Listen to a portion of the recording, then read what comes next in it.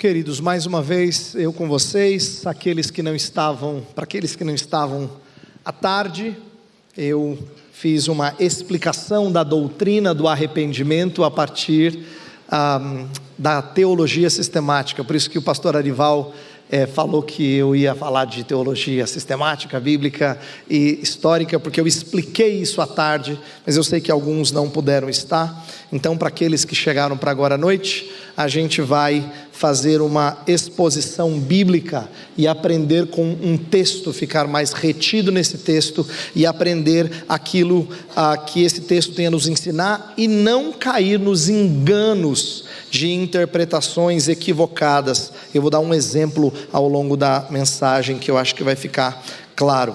Mas eu, acompanhando o que estava acontecendo aqui na conferência mesmo de longe, eu soube ontem que o pastor Paulo Júnior roubou o texto que eu ia pregar. Então eu falei assim, vou ter que pregar o mesmo texto, para mostrar que a palavra de Deus é rica, é eficaz, tem coisa para a gente aprender sempre, não é? Eu quero ler com vocês o Salmo 51.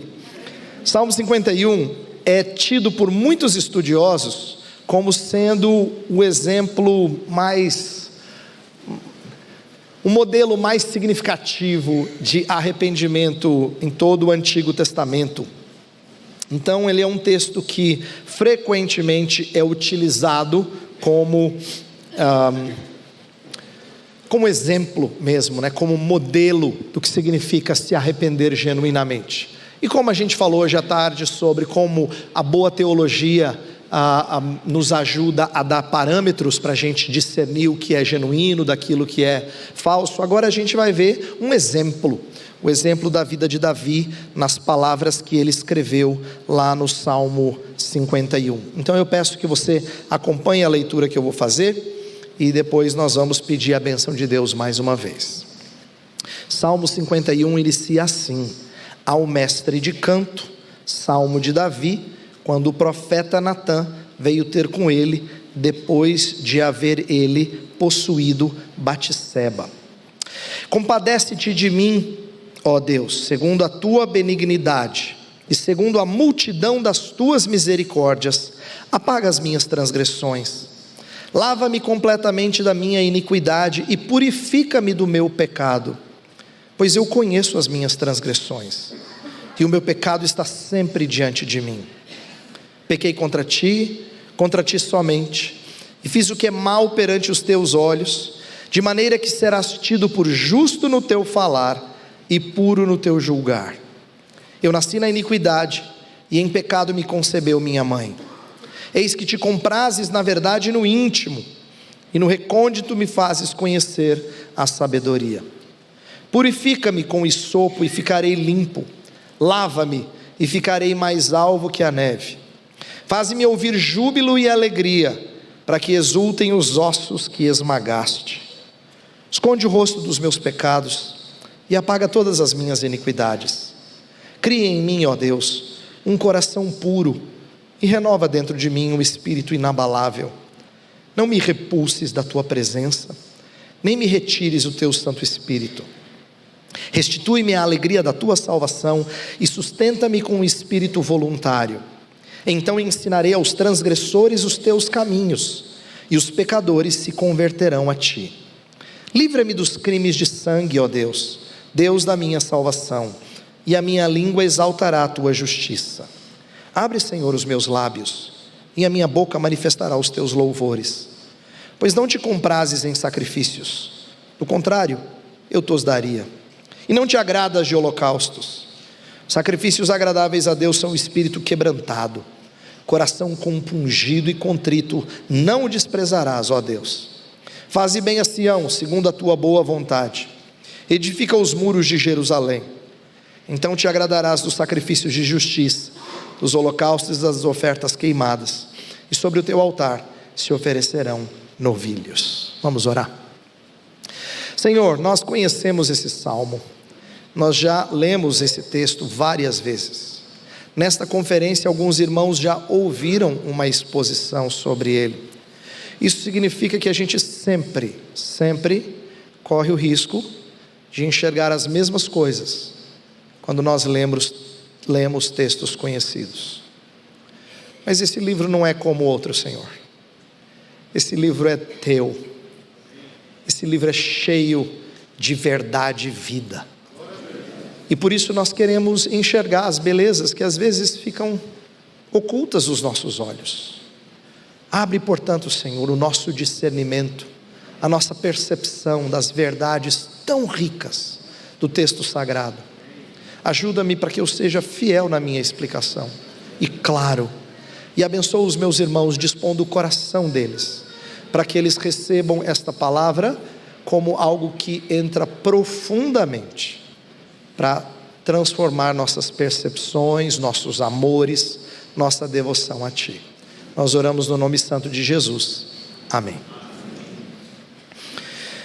Irmãos, eu disse à tarde e vou repetir aqui que arrependimento não é uma coisa simples. Todos os cristãos têm dificuldade na prática do arrependimento.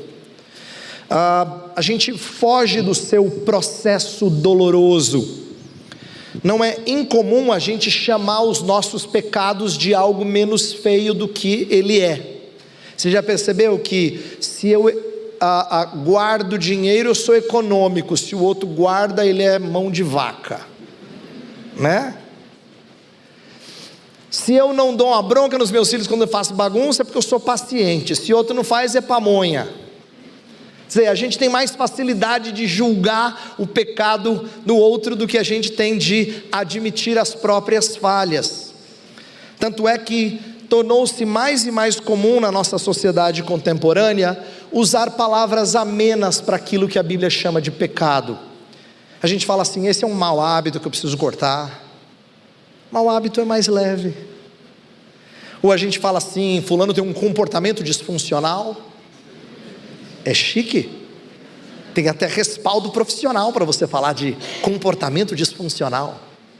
Mas ele esvazia o pecado da ofensa a Deus, do seu elemento moral e vertical. Comportamento disfuncional é só isso aqui, ó. É só eu e você, entende? Ou pessoas dizem que é um passo errado, foi um passo errado que eu dei. Expressões amenas que revelam que a confissão é uma prática em extinção. Não é incomum nós falharmos moralmente com os nossos irmãos e nós pedirmos desculpas, esquecendo de que nós precisamos de perdão. Inclusive nossos pedidos de desculpas às vezes são muito esfarrapados. Quando a gente quer estar bem com alguém, a gente fala assim: desculpa qualquer coisa. Desculpa qualquer coisa, que nem com perdão dos meus pecados, em nome de Jesus, amém. Não é nada. Você não confessou nada. Você só repetiu uma frase que você ouviu outros falarem. Mas a gente solta essas coisas e a gente torna vazia essa expressão de admissão de erro. Nós precisamos aprender com servos como Daniel. Quando Daniel ora no capítulo 9, que oração! Senhor, temos pecado contra Ti, a nós pertence o corar de vergonha, ao Senhor pertence a justiça.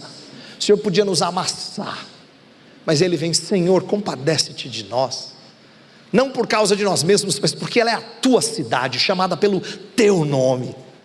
Mas ele fala, ele rasga o seu coração e fala com Deus dos pecados do povo com muita clareza. Então, o que eu estou tentando mostrar é que nós temos uma dificuldade, e em nossos dias ela parece ter sido acentuada, de fazer sempre uma defesa.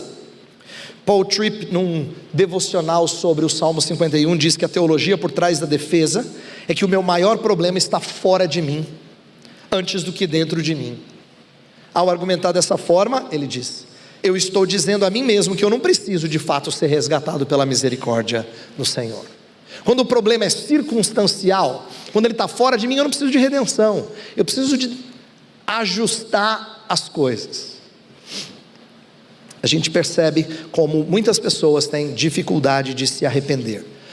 Eu disse na parte da tarde que arrependimento deve ser algo habitual. Por quê? Porque revela a nossa necessidade de marcar uma vida com arrependimento, mas também porque a gente precisa aprender como viver de forma contrita. Então o meu objetivo nesta mensagem é refletir sobre a natureza, sobre a prática do arrependimento, mas não só para nós aprendermos, mas para nós termos como conduzir outras pessoas ao genuíno arrependimento. Pensa em pessoas a quem Deus tem dado a graça de você aconselhar, você encorajar, gente com quem você tem andado, discipulado. Como é que essa pessoa deve ser conduzida ao genuíno arrependimento? Eu quero que você olhe para essa passagem como sendo útil para você primeiramente, mas também para aqueles a quem você tem servido. Já deve ter sido bem explorado aqui em outras mensagens. Eu mencionei brevemente como os termos da Escritura que lidam com arrependimento falam muito de mudança de rumo, tanto os termos hebraicos quanto os termos gregos. E talvez uma boa ilustração disso seja a parábola do filho pródigo, que é tão conhecida e tão querida para a gente, porque esse filho, ele é despertado da sua tolice. O texto fala assim, caindo em si, aí ele vai e toma uma atitude, ele começa a sua dolorosa viagem de volta ao lar. Nesse sentido ele está retornando, ele está se arrependendo. A história, ela encarna a ideia do que é o arrependimento. E aqui, a gente vê que o arrependimento não é só uma tristeza que deixa a gente onde a gente está, ela nos faz voltar para os caminhos corretos. A gente volta aos nossos sentidos. O filho pródigo, no começo da história, disse, me dá a minha herança. No final da história, ele pede assim, trata-me como um dos teus servos. Ele experimentou genuíno arrependimento. Eu vou expor esse texto do Salmo 51, sabendo que é possível que eu repita coisas que o pastor Paulo Júnior já falou. E eu não me preocupo com isso. Esse é o texto clássico de arrependimento e eu não podia deixar de explorá-lo. Inclusive, eu sei que a estrutura que eu vou usar, ela é parecida com a dele. É provável que a gente leu algumas das mesmas fontes. Não tem problema. Eu quero crer que nos detalhes, nas ênfases, a gente vai ver muita coisa distinta, o que mostra a riqueza da palavra de Deus. Inclusive, entre os puritanos no século 17, era muito comum eles fazerem as conferências de profecias, eles chamavam. Tinha nada a ver com dar profetada não, tá?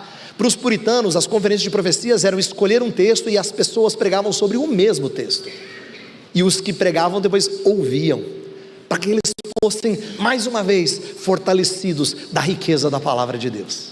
Não só expondo aquele texto, mas sendo agraciado por outros que o pregavam. Então, o que a gente vai mostrar aqui nesse salmo é como Deus trabalha na vida de Davi uma mudança de mente, com respeito ao seu pecado, com respeito ao ego e com respeito ao próprio Deus. Mas eu quero lembrar você brevemente a história que conduziu a esse salmo. O texto, o cabeçalho do Salmo 51 deixa bem claro que o contexto foi o seu pecado com Batseba. Então vamos lembrar aqui em como Davi multiplicou os pecados em ordem progressiva. O texto lá em 2 Samuel capítulo 11, que começa essa narrativa, diz que ele primeiro cobiçou, depois ele se informou sobre ela. Olha como o pecado está crescendo. Depois ele a chama para os seus aposentos e adultera com ela.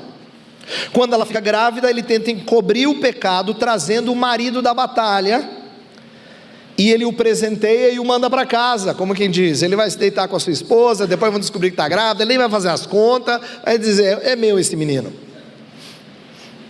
Mas o soldado recusa, ele diz, imagina, os meus colegas estão lá na batalha, eu vou aproveitar, me deleitar com a minha esposa, nada disso, vou me simpatizar com eles.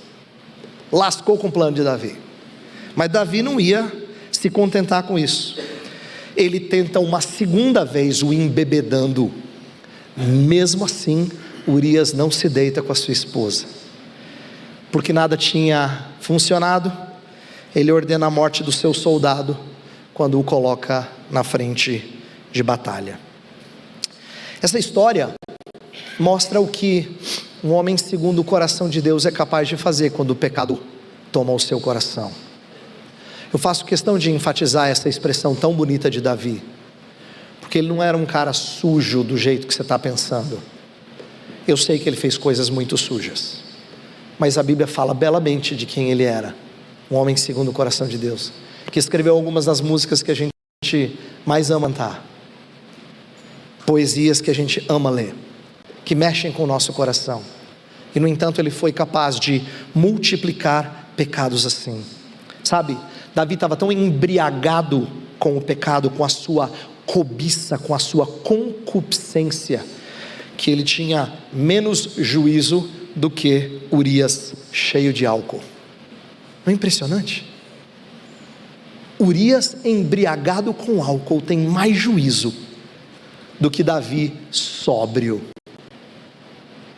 Isso mostra como o pecado é capaz de perverter o coração daquele que deu vazão a ele. Mas eu não estou aqui só para jogar pedra em Davi. Eu quero que você entenda que esse salmo é um dos maiores presentes que Davi nos legou. Por quê? Porque ele entende que esse salmo e a sua história é um instrumento de ensino para outras pessoas. Olha o que ele diz no versículo 13: então ensinarei aos transgressores os teus caminhos, e os pecadores se converterão a ti. Ele tem ciência de que a vida dele, e o testemunho dele, e a poesia dele é para o benefício de outras pessoas.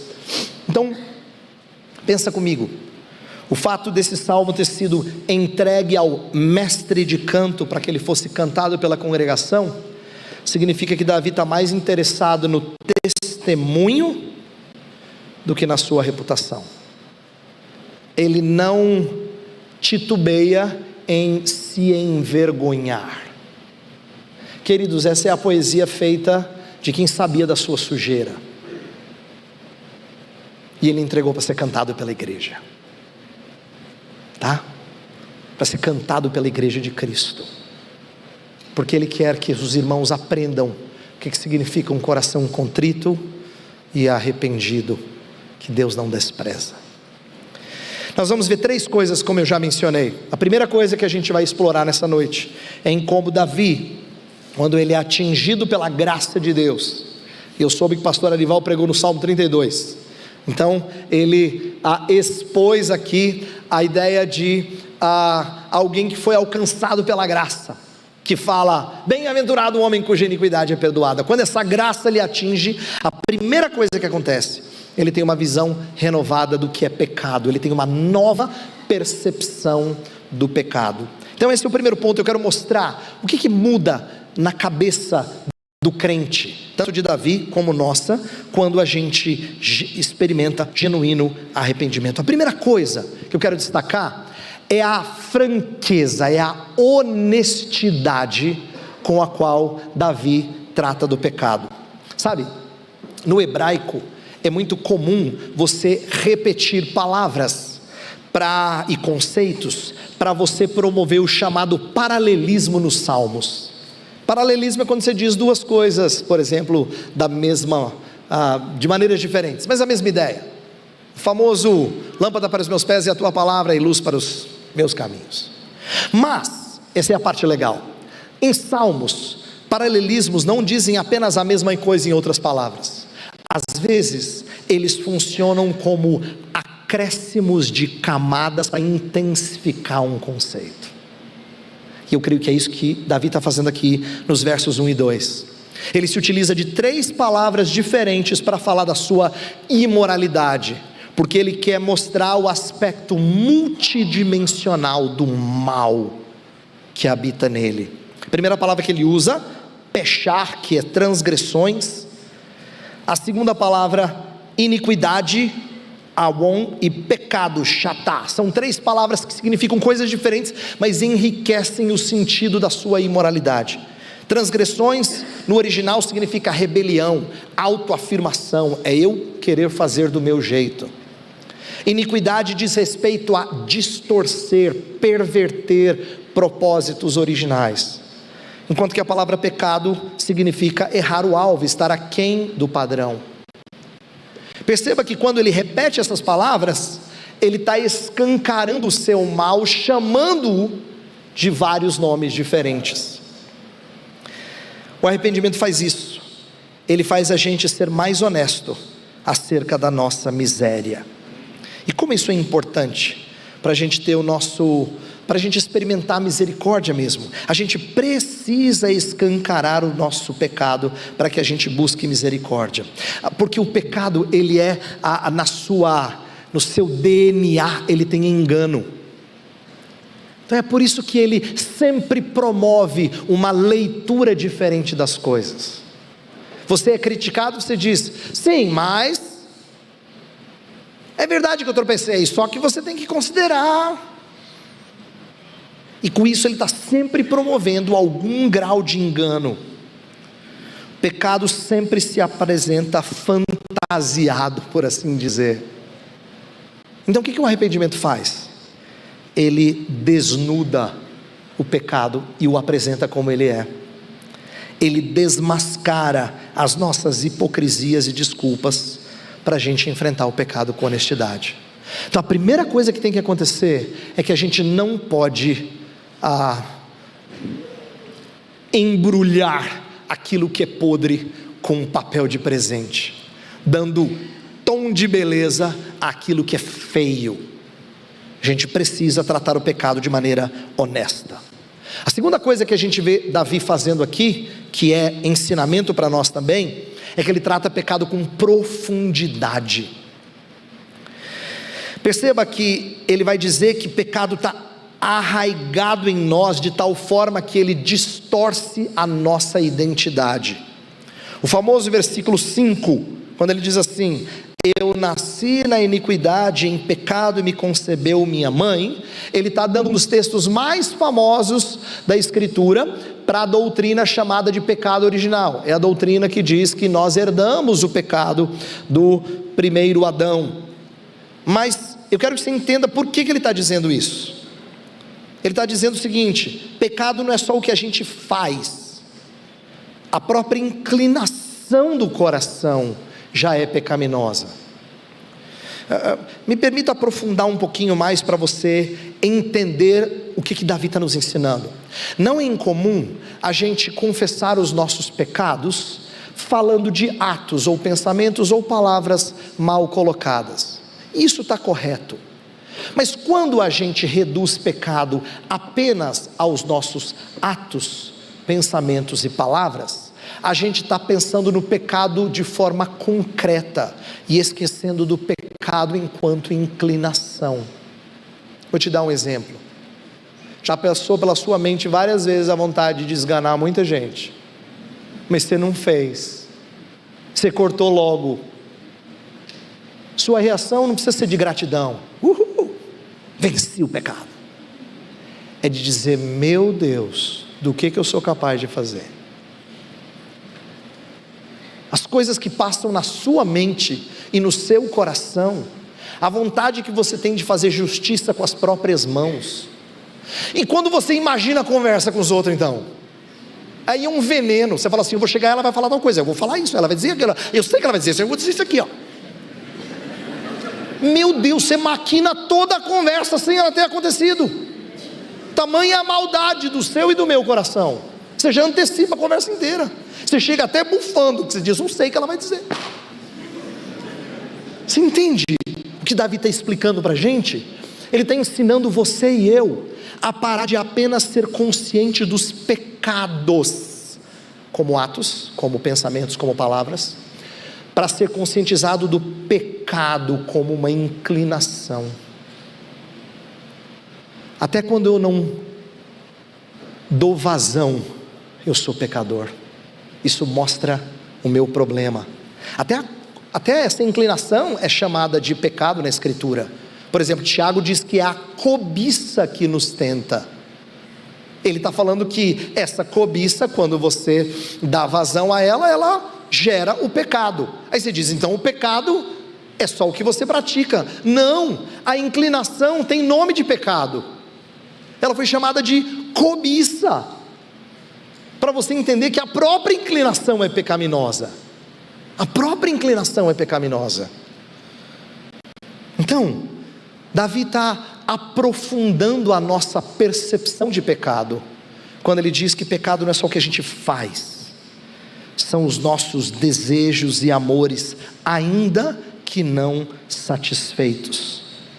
Isso ensina para a gente que a luta contra o pecado vai além de simplesmente mudar o nosso comportamento. Os fariseus também conseguiam mudar o comportamento, e no entanto não eram puros no seu interior, dizia o Salvador Jesus. Então entenda que a segunda coisa que tem que acontecer é mudar uma percepção da profundidade do pecado. Terceiro lugar, ainda dentro do primeiro ponto, que é uma renovação da visão do pecado, observe como Davi percebeu os efeitos dele. Eu quero ler com você alguns versos. Mantenha a sua Bíblia aberta aqui, presta atenção. Primeiro ele diz que o pecado, olha os efeitos, vários. Ele diz que o pecado tira a nossa alegria. Verso 8, ele fala assim: faze-me ouvir júbilo e alegria, para que exultem os ossos que esmagaste. Verso 12, ele fala: restitui-me a alegria da tua salvação. Ele entendeu que o pecado roubou a sua alegria. Outra coisa, o pecado nos tortura e nos atormenta. Verso 3, parte B diz assim: o meu pecado está sempre diante de mim. Ele parece que é um constante lembrete da minha iniquidade, e é mesmo. Ele me atormenta, ele me aterroriza. É isso que ele está querendo dizer. Esse é o efeito de você estar em pecado. No verso 4 ele diz que o pecado enche o coração dele de medo e de incertezas. Verso 4 ele fala assim: pequei contra ti somente, fiz o que é mal perante os teus olhos, de maneira que serás tido por justo no teu falar e puro no teu julgar. Ele não sabe como Deus vai julgá-lo, tanto não sabe que, olha o que ele pede no verso 11: não me repulses da tua presença, nem me retires o teu Santo Espírito. Ele está com medo das consequências, porque ele sabe que o pecado faz isso. Ele enche o nosso coração de medo e incertezas. E o pecado também macula a nossa adoração. No verso 16 ele diz assim: pois não te comprases em sacrifícios, do contrário eu te daria, e não te agradas de holocaustos. Por que ele colocou aqui sacrifício no meio? É para dizer: eu vou adorar com o coração todo sujo, e aí a minha adoração ela é contaminada. E a Escritura fala bastante disso. Isaías capítulo 1, por exemplo, explorou isso exaustivamente, a ideia de que pecado associado à adoração é repulsivo diante de Deus. Então Davi está elencando várias coisas, vários efeitos que o pecado traz, e isso é dito em outros salmos. O salmo que o pastor Arival pregou fala que o pecado tira o nosso vigor. Fiquei em sequidão de estio, perdi o meu vigor. Outros salmos vão falar que o pecado nos deixa encurvado, abatido.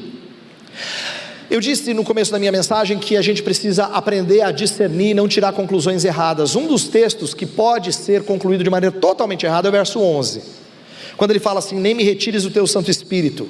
Eu não posso pegar esse texto e pregá-lo como se ele aplicasse a você do mesmo jeito que ele se aplica a Davi. Esse é um bom exemplo de fazer uma ponte direta do texto para você, sem passar pela boa teologia bíblica, sem passar pela obra de Cristo. E isso é péssimo. Já pensou se eu começar a pregar aqui dizendo: irmãos, cuidado, pecadão, o Espírito pode vazar? Essa seria uma conclusão completamente equivocada. Por que Davi ora assim? Não é para que a gente fique com medo de perder o Espírito. Você perdeu o Espírito, você está perdido mesmo, não tem volta. É Ele que dá a vida a você. Você perdeu o Espírito, você está morto. Mas Davi está pedindo que Deus não tire o privilégio dele ser rei, como tinha tirado de Saul. Quando Saul pecou contra o Senhor, Deus tirou o reino dele, e o texto diz que o Espírito saiu de Saul e entrou em Davi. Então o que Davi está orando aqui? Ele não está falando de perder salvação, ele está falando de perder o privilégio de liderar o povo. Ele pede clemência, para que ele não seja tratado de maneira justa, da mesma forma como Saul o foi. O pecado, ele também nos cega para os efeitos sobre outras pessoas. Quando a gente peca, e quando Davi pecou, ele não pensou nas implicações do seu pecado sobre a sua família, sobre a nação de Israel. Então o pecado é devastador. E eu estou falando dessas três coisas para agora concluir o meu primeiro grande ponto, para dizer o seguinte: Quando eu falo que Davi teve uma visão renovada do pecado, para enxergá-lo de maneira honesta, para enxergar a sua profundidade, para enxergar os efeitos, eu estou querendo que você entenda que essas coisas em si não são prazerosas, mas elas são graciosas. E agora eu compartilho com vocês uma das coisas mais bonitas que eu aprendi do autor Paul Tripp em anos recentes. Ele fala que às vezes Deus trabalha conosco com uma graça violenta. Olha o que ele diz: a graça divina não é sempre confortável. Deus nos abençoa com graça violenta e desconfortável. Sim, Ele nos ama o suficiente para nos amassar, para que sintamos a dor de nosso pecado e corramos a Ele para perdão e livramento. Davi disse assim no verso 8: para que exultem os ossos que esmagaste. Ele está utilizando a ilustração da dor lancinante, da fratura, como metáfora da dor da alma que você sente quando você realmente vê o seu pecado por aquilo que ele é. E o Paul Tripp vai dizer: essa dor é uma coisa boa. Então a graça de Deus nem sempre é confortável, porque Deus não está interessado no seu conforto, Ele está interessado no seu caráter. É por isso que às vezes Ele utiliza de graça violenta. Segunda coisa que tem mudado na percepção de Davi é uma percepção de si mesmo, do seu ego, uma visão renovada do seu ego. Veja as coisas que Davi vai dizer de si mesmo. O primeiro ponto é que fica muito claro a sua humilhação. Ele reconhece as suas faltas. Ele fala: minhas transgressões, minha iniquidade, meu pecado. Não transfere culpa, fala sempre do seu pecado. E é interessante que Davi tenha dito isso, tenha reconhecido isso, porque dá para a gente uma noção de que o grande guerreiro Davi venceu vários inimigos, muitos temíveis, mas o maior deles não estava fora dele, estava dentro dele. Quando a gente fala de Davi, de guerra, muitos exaltam histórias como a de Golias, não é? Ou como vitórias sobre nações vizinhas, mas a gente perde de vista que o seu maior inimigo era o seu próprio pecado. Então, quando Davi fala dessa forma de si mesmo, ele está se humilhando, o seu ego está sendo amassado, é uma visão diferente de si mesmo. Segunda coisa que ele faz em relação a si mesmo, é admitir que ele é digno de receber da justiça punitiva de Deus. Ele é digno de receber isso. Deus estará em todo direito, no direito dele, se punir Davi. No verso 4, no finalzinho, ele diz: de maneira que serás tido por justo no teu falar e puro no teu julgar.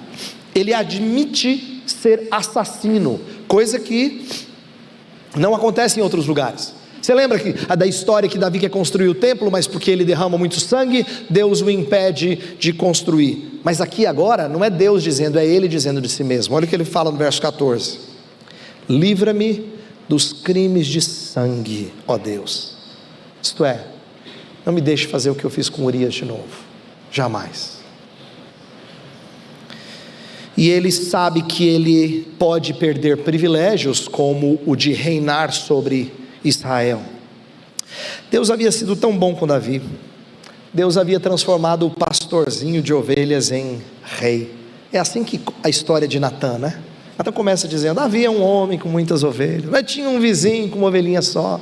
E depois que ele cai na cilada, por assim dizer, na historinha de Natã, Deus mostra através do profeta como Davi havia desprezado a graça de Deus, como ele havia banalizado a graça de Deus. Então, quando a gente tem uma visão renovada de nós mesmos, a gente precisa compreender nossa dignidade de condenação. Descansar na graça não é simplesmente confessar o pecado, mas também é reconhecer a justiça de Deus que pode nos punir. Terceira coisa, isso tem a ver com que, de certa maneira, com aquilo que a gente cantou aqui antes de nós abrirmos a palavra de Deus. É o elemento de missão. Olha que legal, esse texto dá uma virada inesperada, da metade para frente, na verdade na parte final. Arrependimento mostra para Davi que ele está contrito, está disposto a servir o Senhor, e ele então dá contornos, vamos dizer assim, sociais para a questão. Ele coloca um aspecto público do seu pecado. Ele diz que o pecado vai funcionar como testemunho para salvar outros. Verso 13 ele diz: então ensinarei aos transgressores os teus caminhos, e os pecadores se converterão a ti. Aí ele fala: livra-me dos crimes de sangue, para minha língua te exaltar. Verso 15: abre os meus lábios para eu manifestar os teus louvores. O que ele está falando aqui? Ele está falando de testemunho. Ele quer ter sua vida renovada para que seja testemunho, ainda que isso envolva se submeter ao escrutínio de outros.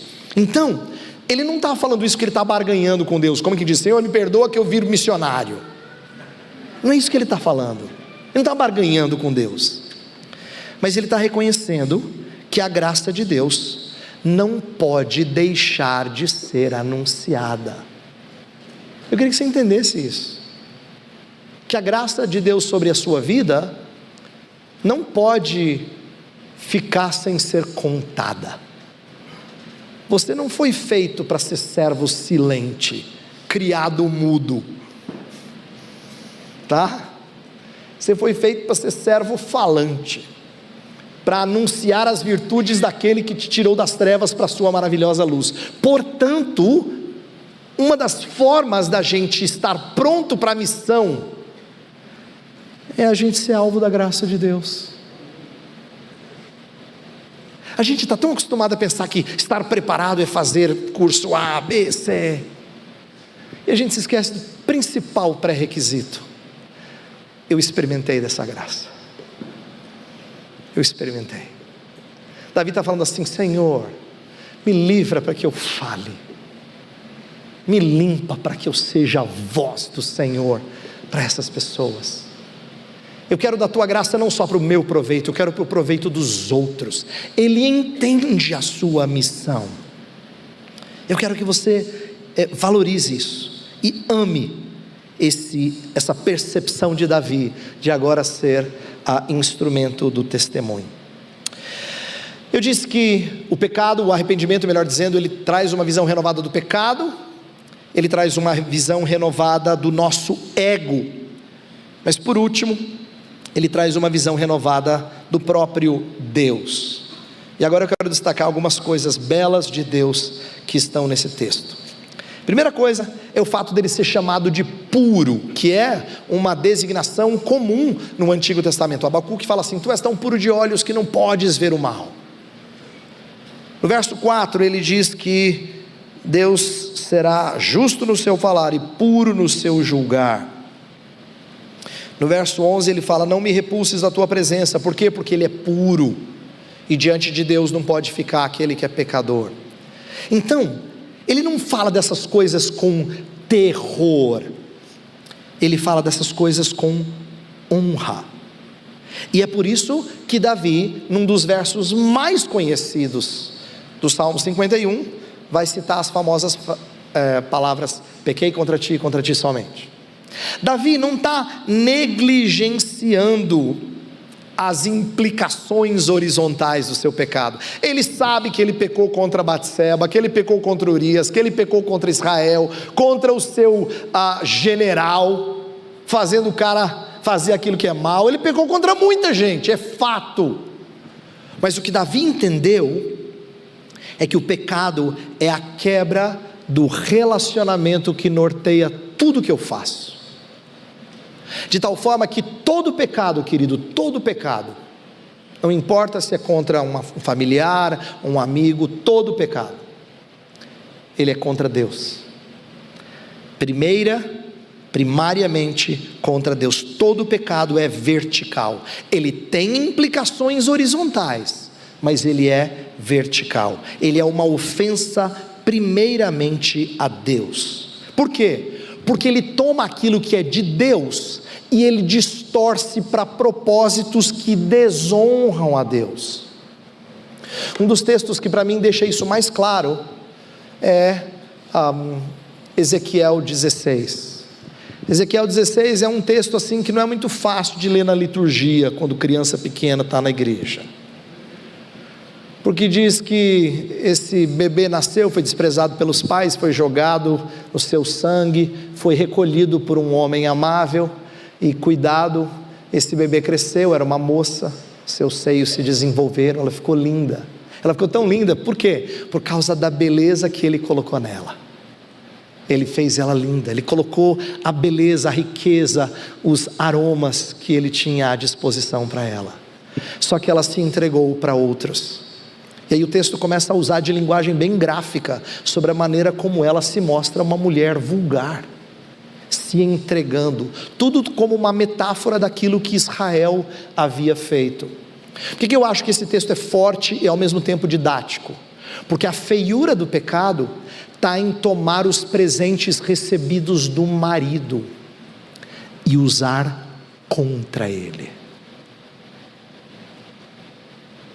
Por isso que todo pecado é contra Deus, porque qualquer coisa que você faça que fira alguém criado à imagem e semelhança de Deus é tomar o que é de Deus e usar contra ele. Todo pecado, portanto, é eminentemente vertical. Deus fez todas as pessoas para a sua própria glória, e Davi sabia que tinha tomado Batseba para a glória dele. É nesse sentido que ele diz: pequei contra ti somente. O pecado é, na sua essência, contra o Senhor. Ele enxerga Deus como puro, sabe? Ele consegue apreciar isso, mas ele também enxerga Deus como perdoador.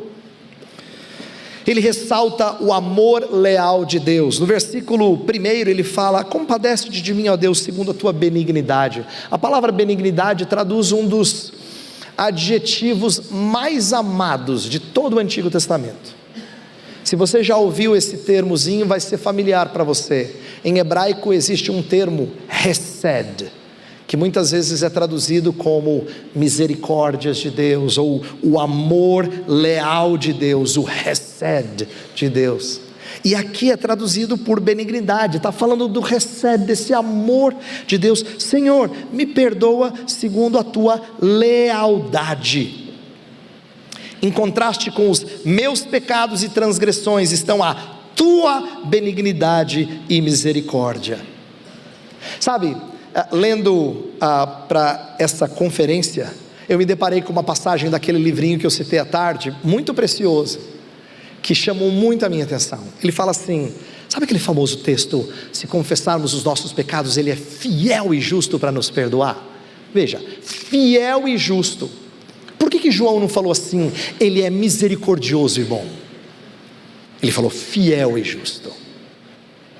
O que ele está tentando ensinar para a gente? É que o fato de Deus nos perdoar não é só a expressão de que Deus tem misericórdia para contigo, é que Ele é leal ao que Ele prometeu. Então deixa eu explicar uma coisa que talvez não fique clara a você.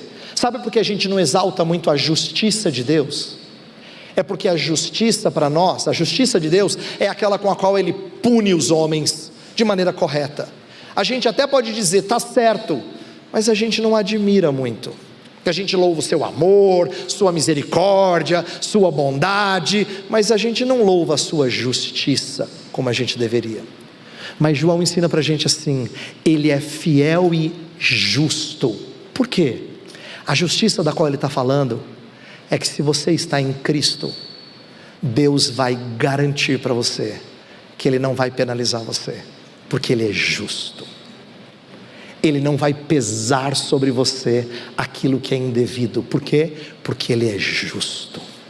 Se Ele prometeu que Ele fica contigo até o fim, Ele vai cumprir. Por quê? Porque Ele é justo nas suas palavras.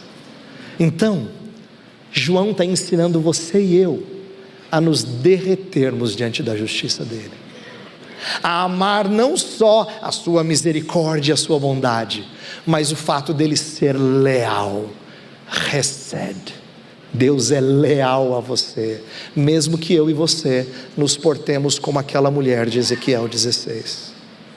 Ele é leal a você. Isso é totalmente amável.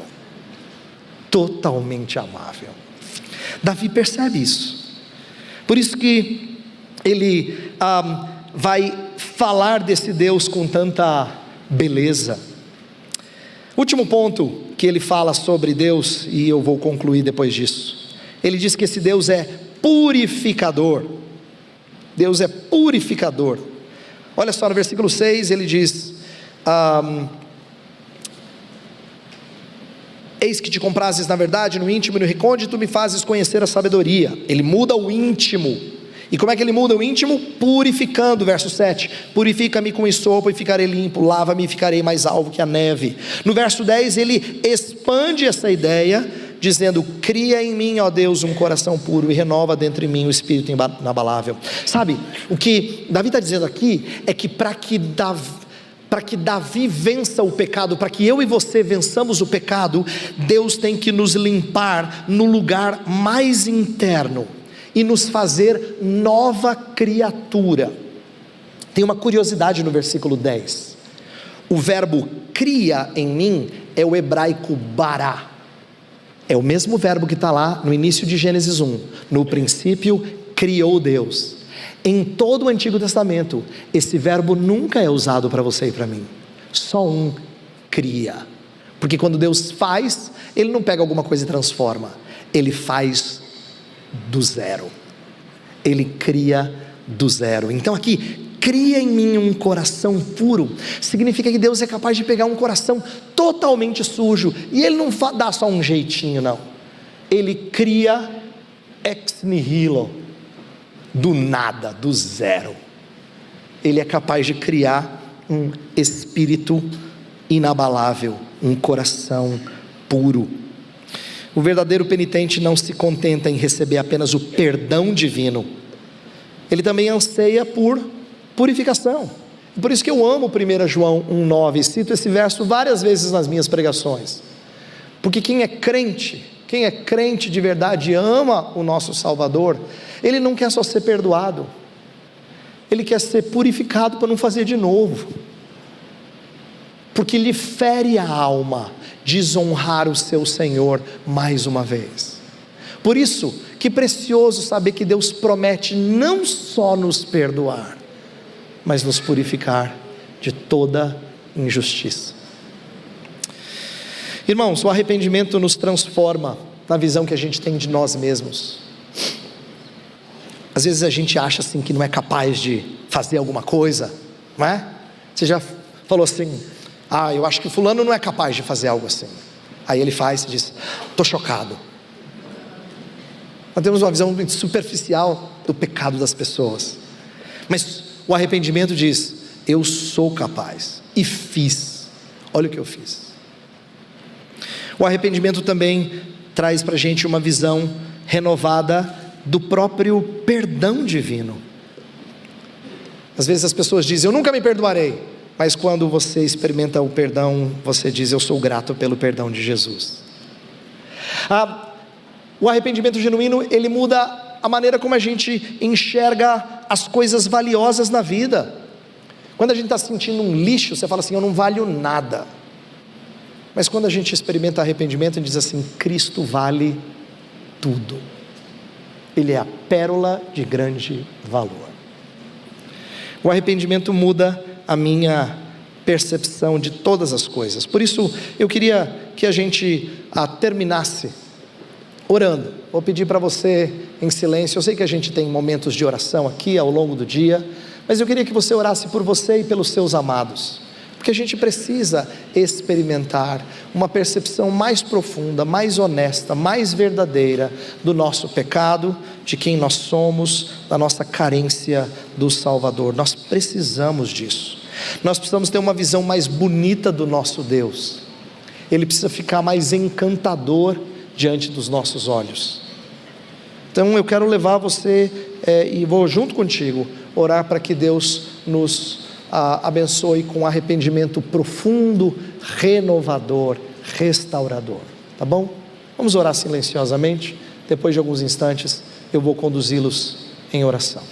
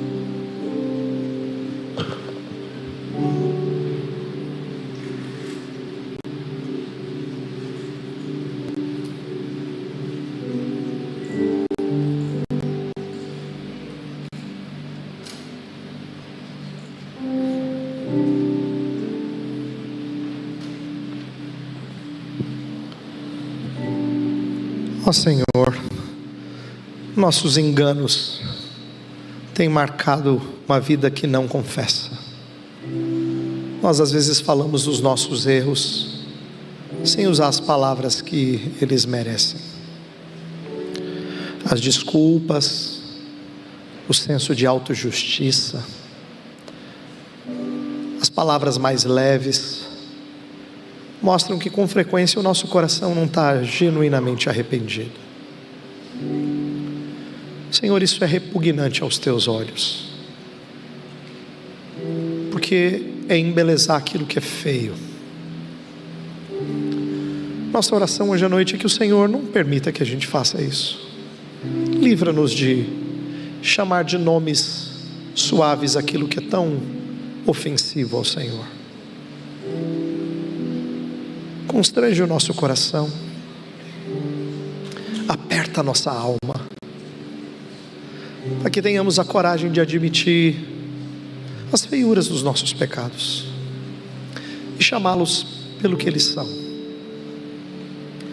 Senhor, pecado não é só aquilo que nós fazemos, é a própria inclinação da nossa alma, que parece nunca ir embora.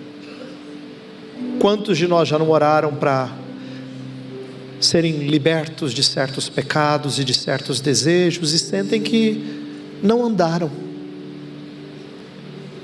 A presença do pecado continua um lembrete de que nós carecemos de total redenção. Ó Senhor, nós somos tão carentes de Ti, a nossa sujeira nos envergonha. Pedimos nessa noite que o Senhor de fato promova quebrantamento verdadeiro, quebrantamento de quem se entristece consigo, com as formas menos honestas de admitir o seu erro.